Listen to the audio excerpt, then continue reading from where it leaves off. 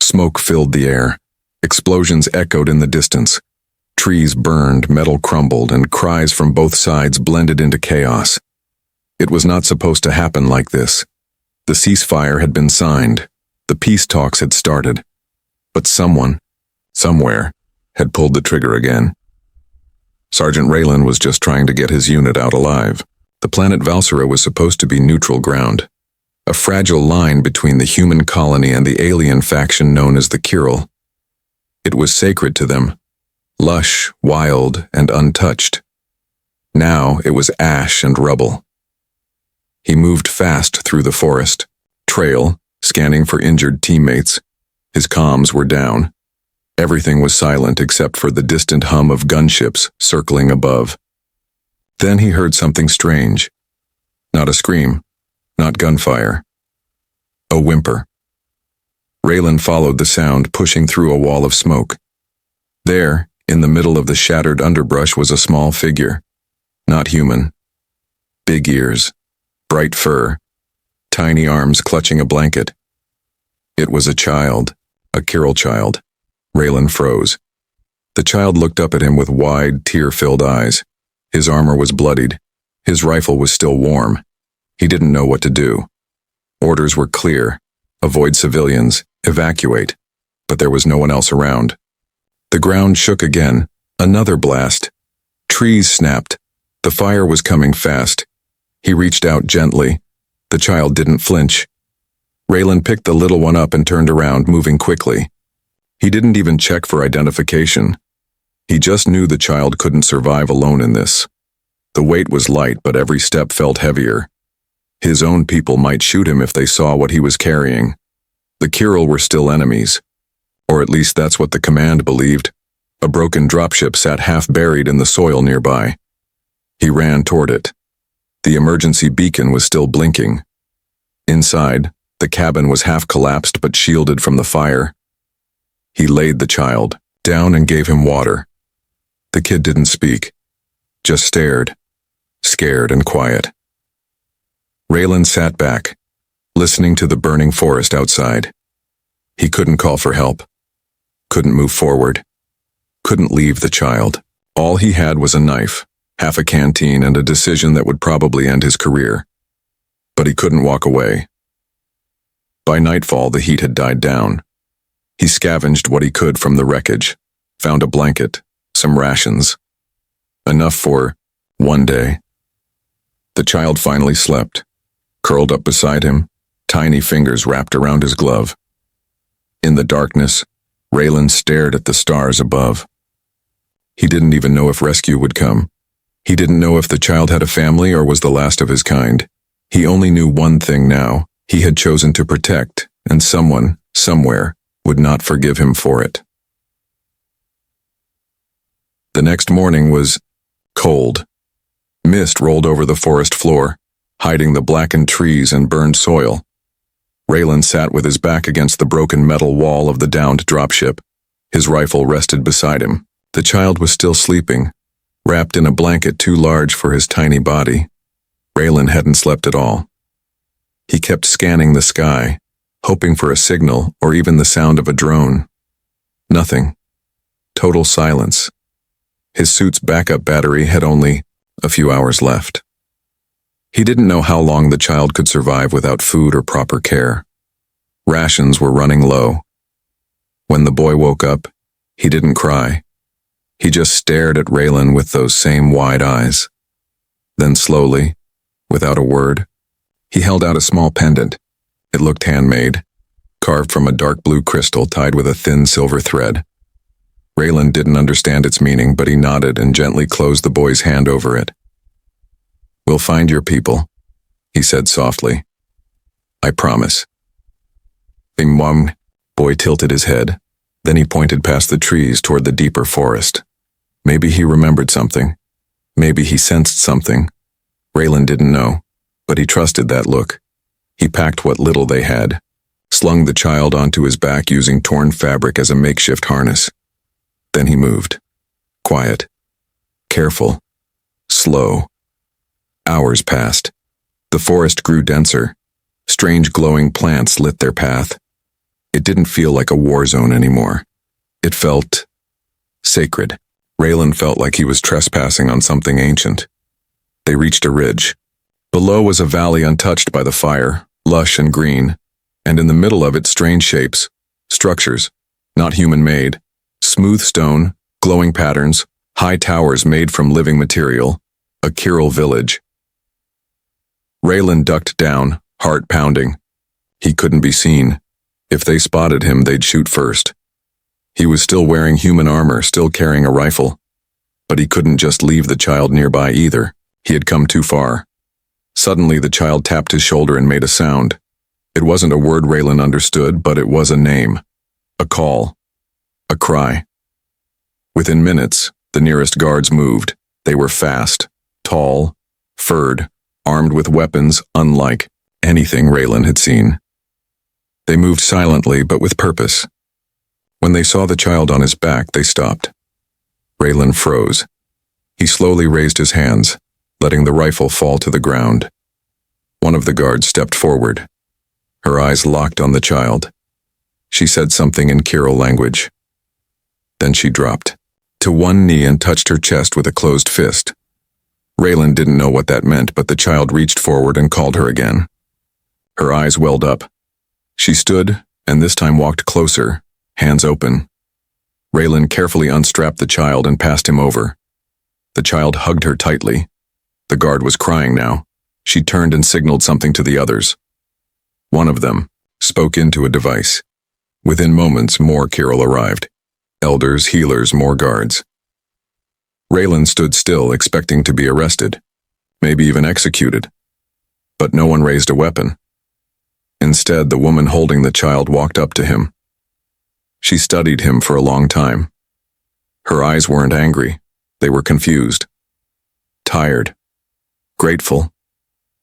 Then she said something in clear, practiced English. "You protected my son." Raylan said nothing. He didn't know what to say. She took a step closer. "I am Lyra," she said, "matriarch of this clan. You carried blood of my blood through fire. You are not enemy." Raylan looked around at the others. They didn't seem to share her anger. Only curiosity. "I just didn't want him to die," he replied. She nodded, slowly. "And now I owe you a life debt." Raylan didn't fully understand what that meant, but he would soon. Raylan stood surrounded by aliens who once would have killed him without hesitation. Now they stared at him in silence. No guns were raised, no threats were spoken. Only the tall woman with sharp amber eyes stood close, holding the child against her chest like he was the most precious thing in the world. She was Lyra, and she said she owed him a life debt. Raylan wasn't sure what that meant in Kyril culture. Among humans, it might mean a thank you, maybe a medal. But from the way everyone looked at her when she spoke those words, it meant more. One of the guards handed her a thick furred cloak with silver lines running through the fabric. She wrapped it around her shoulders, still holding the child with one arm. She spoke softly to the boy in their language. The child nodded sleepily and leaned against her. Then Lyra looked back at Raylan. "You will come with me." It wasn't a question. Raylan hesitated but followed her. What else could he do? He had no way to contact his unit. He was alone in enemy territory with no backup, no plan, and no escape route. But these people hadn't hurt him.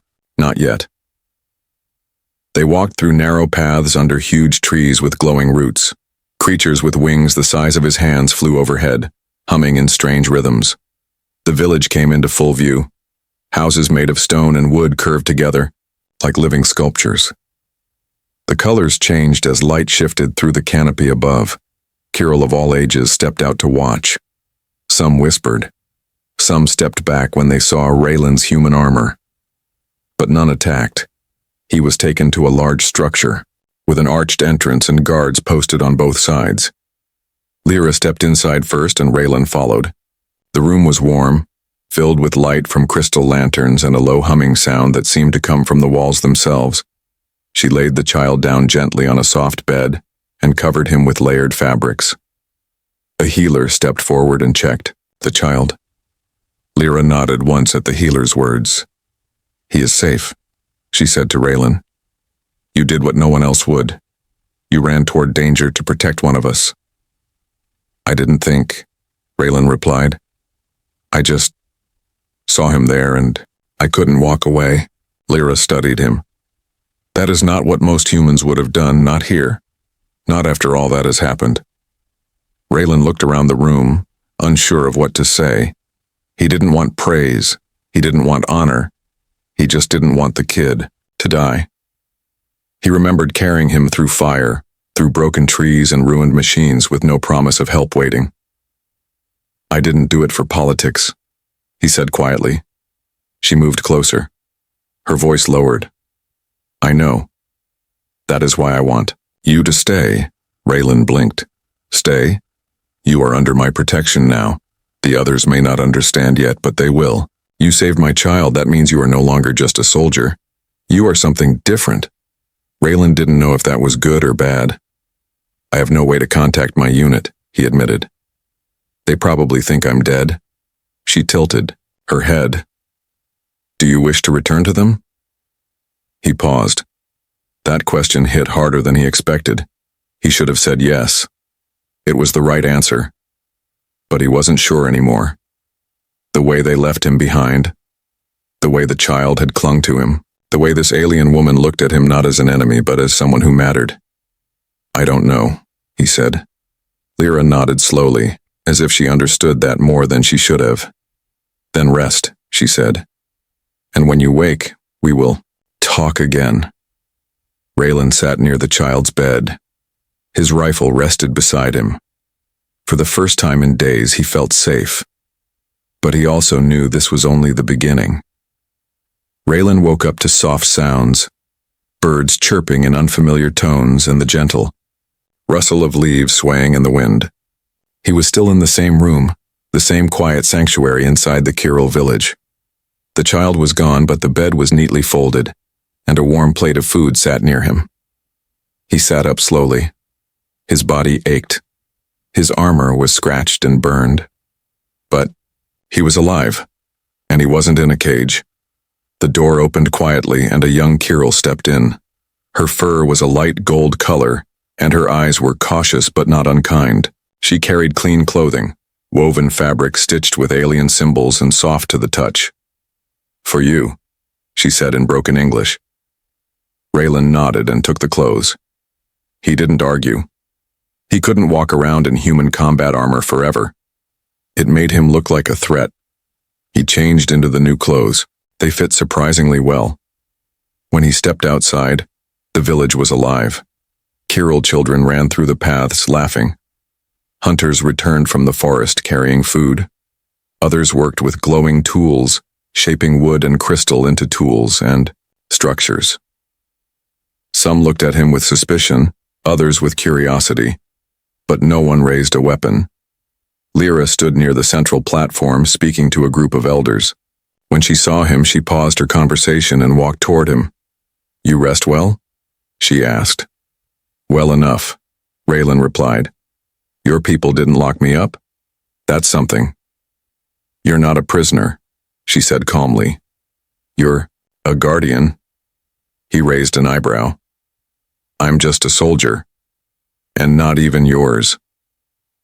Lyra didn't smile, but there was something in her eyes, an intensity, like she saw something others didn't.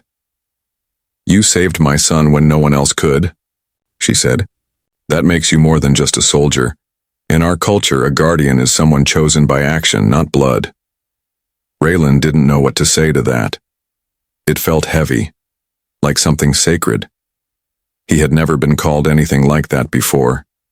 She guided him through the village.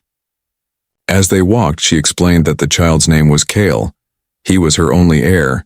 His disappearance had shaken the entire clan.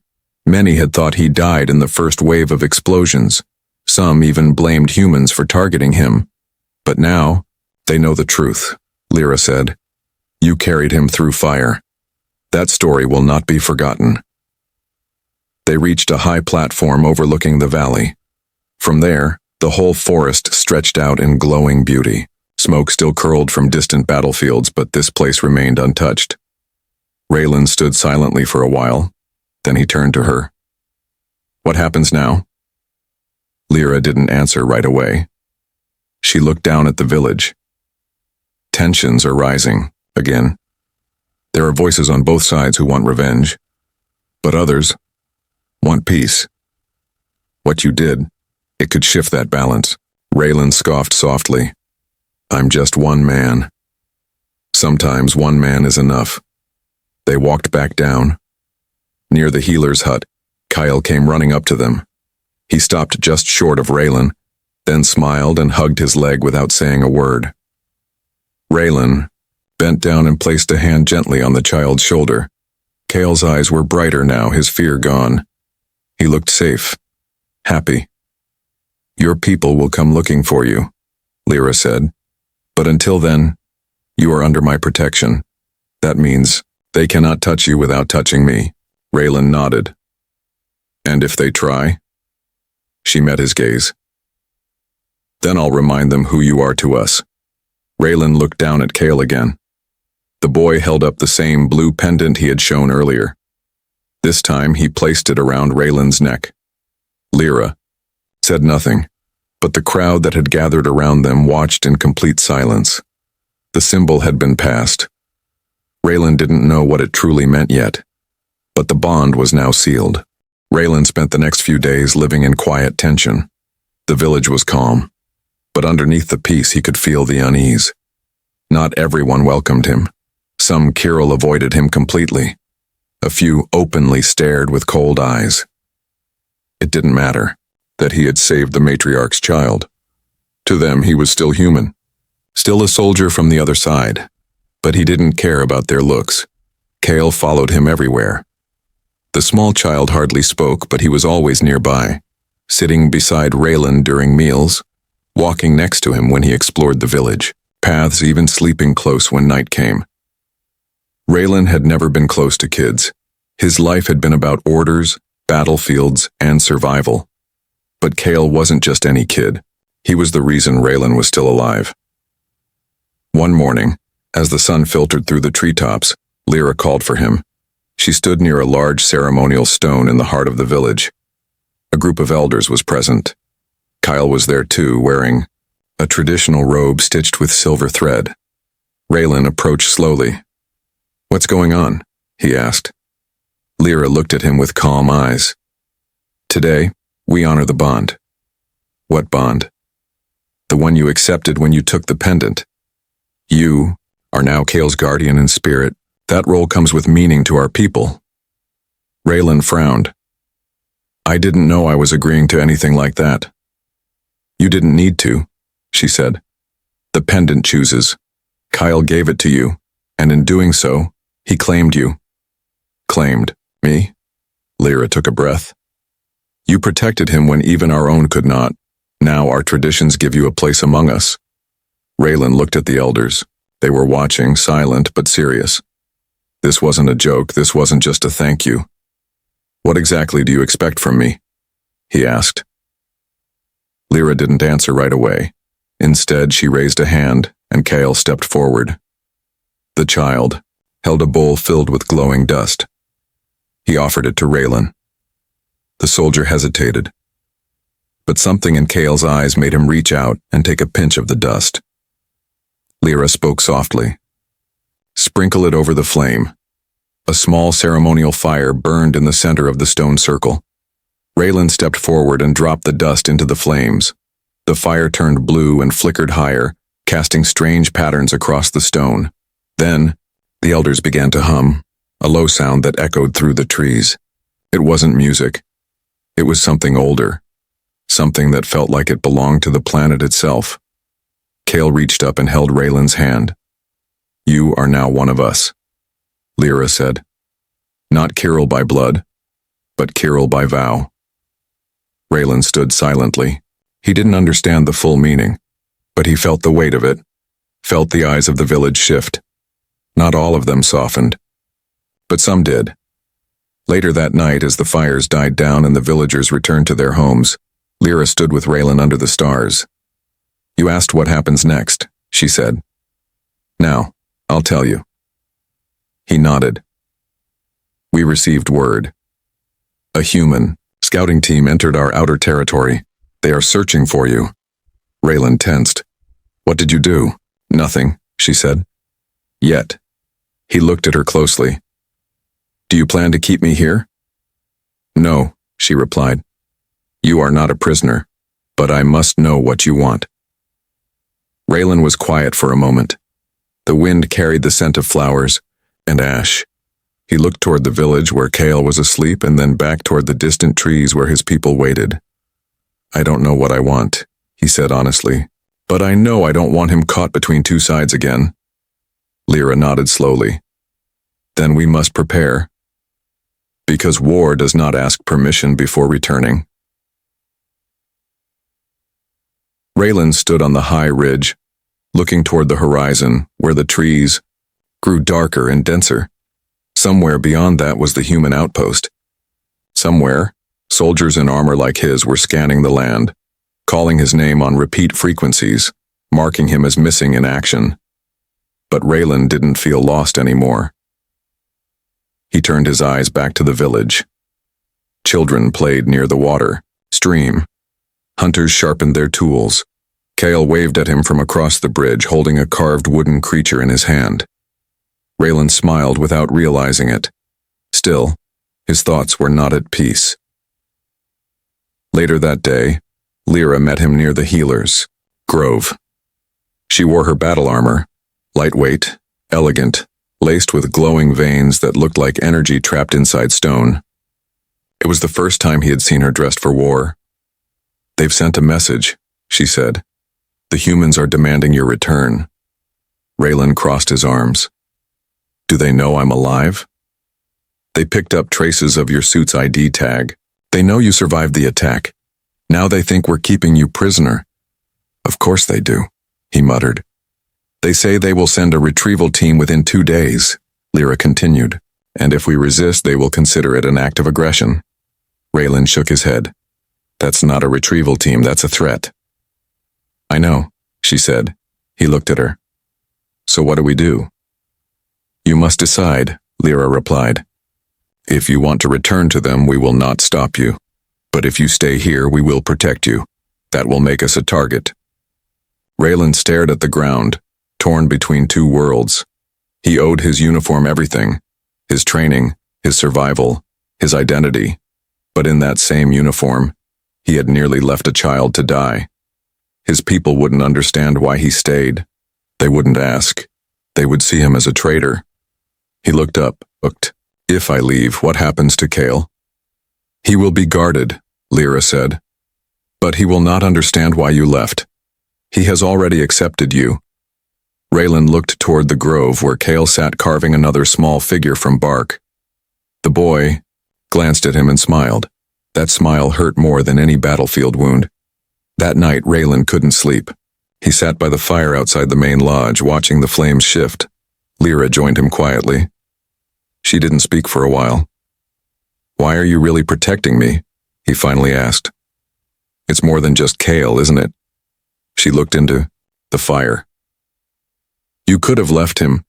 You could have taken him as a hostage, but you didn't. You carried him across death to return him. You showed him kindness that some of our own warriors never could. Raylan stayed silent. My people see it, she said. Some are afraid of it. A human bonded to the matriarch's son. It changes the way they view this war. So I'm a symbol now? No, she said softly. You're a choice. Raylan stared at the fire, thinking about everything he had seen. The burning forest, the crying child, the silence from his own command when he called for help. And now this strange village that had offered him a place with no demands, no chains, just meaning. He looked at Lyra. If they come for me, will you fight? Her eyes didn't blink. If they come to harm what is mine, I will burn the forest to the roots. Raylan nodded slowly. Then he said the words he didn't expect to hear from himself. Then I'll stay. Morning came heavy with fog and silence. The village moved slower than usual, and even the children stayed near their homes. Word had spread. The humans were coming. Raylan walked through the village wearing the robes gifted to him. Dark cloth, with silver thread, the Kirill pendant resting against his chest. It no longer felt strange. It felt earned. Lyra met him near the central platform. She was not alone. A circle of elder warriors stood with her, each dressed in ceremonial armor. Their weapons were not drawn, but they were ready. Raylan kept his voice low. Has there been any movement? A small shuttle entered the atmosphere an hour ago, Lyra said. It landed far from here. They are approaching on foot. He nodded. They're being careful, trying not to start a fight. Yet, she added. Kale stood nearby, holding Raylan's hand. The boy didn't understand war. He only knew Raylan was nervous. He held on tighter, looking up with wide eyes. Raylan knelt down. Stay with the healers, all right? Kale shook his head and clung to him tighter. Lyra stepped forward and gently pulled the boy away. You will see him again. I promise. Raylan stood, jaw tight, and followed her through the forest path that led to the edge of the valley. A clearing opened between two tall stone pillars, the boundary between Kirill lands and contested ground. There, just beyond the trees, came movement. 5 human soldiers stepped into view, rifles slung, armor marked with the insignia of the Earth Defense Forces. The one in front took off his helmet. Sergeant Raylan Hale, the man said. Raylan nodded. I'm alive, as you can see. We picked up your tag signal. You were marked as missing. I wasn't missing.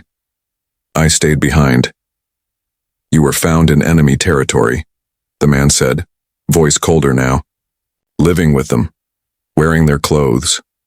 Raylan crossed his arms. I saved a child. They saved me in return. That's the truth. That child is the son of a matriarch, the man replied. A political target. You've put yourself in the middle of something you don't understand. I understand just fine. The soldier stepped forward. Command wants you back. We're ordered to extract you willingly or not. Lyra stepped beside Raylan now. Her eyes were sharp, her voice clear. He is under my protection. Any attempt to take him will be seen as an attack on my clan. The humans raised their weapons slightly. Raylan stepped in front of her. You want to shoot me? Go ahead, he said. But you better be ready for what comes after. Because I didn't abandon my post. I followed my conscience.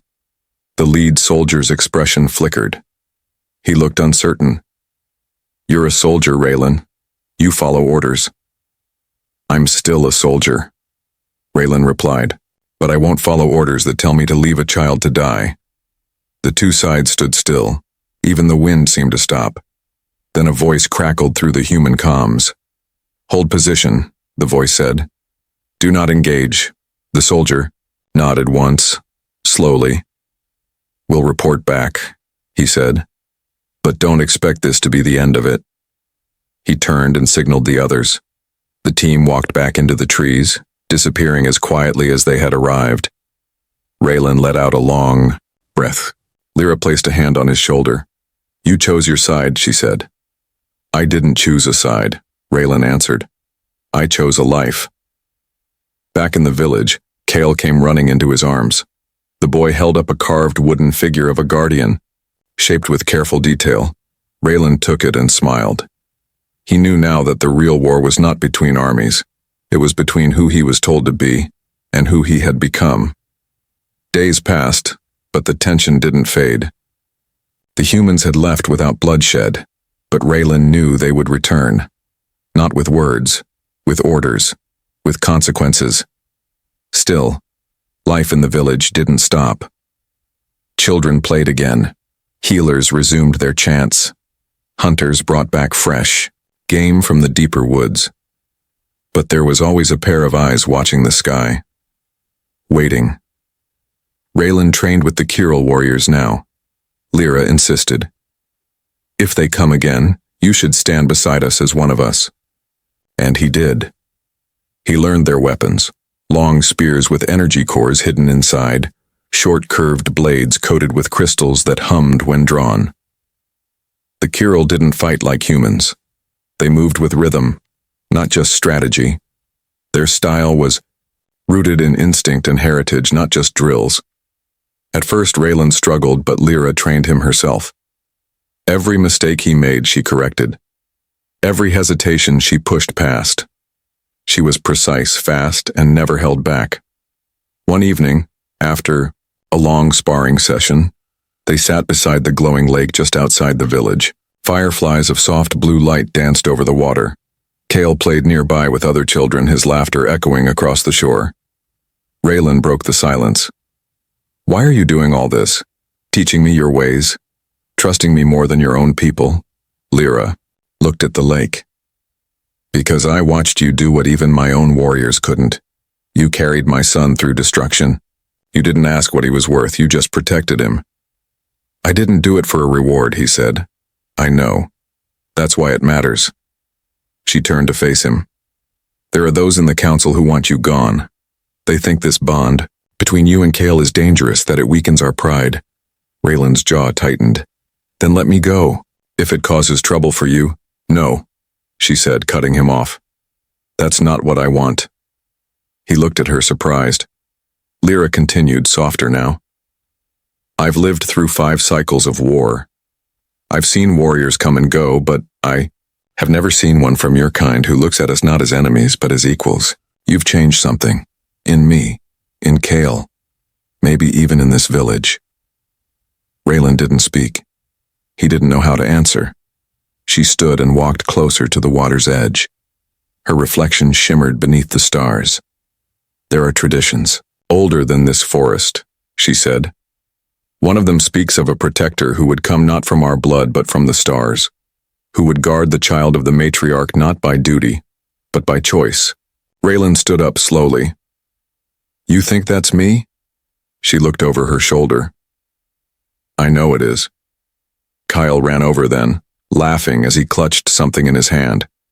He showed it to Raylan, a small wooden symbol shaped like 2 hands clasped over a flame. Raylan took it gently. "What's this?" Lyra answered. "It's the symbol of bond. Normally it is exchanged during a Kiral oath ceremony, between families, or between a guardian and their claimed kin." Raylan turned the carving in his hand, watching how it caught the firelight. "He made this for me?" She nodded. "He accepts you more than anyone else ever will." Raylan looked at Kale, then at Lyra. "I never asked for this," he said quietly. Lyra's voice was calm.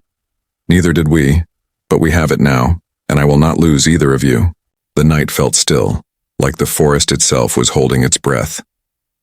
Raylan didn't know what tomorrow would bring, but for the first time in his life, he felt like he was more than just a soldier. He was something stronger. Something real. It was still dark when the alarm drum sounded. A deep, hollow rhythm echoed across the trees. The Kiral warriors sprang into action. Doors opened. Lights lit up across the village. Children were quickly gathered. Elders were moved into shelters, carved into the cliffs.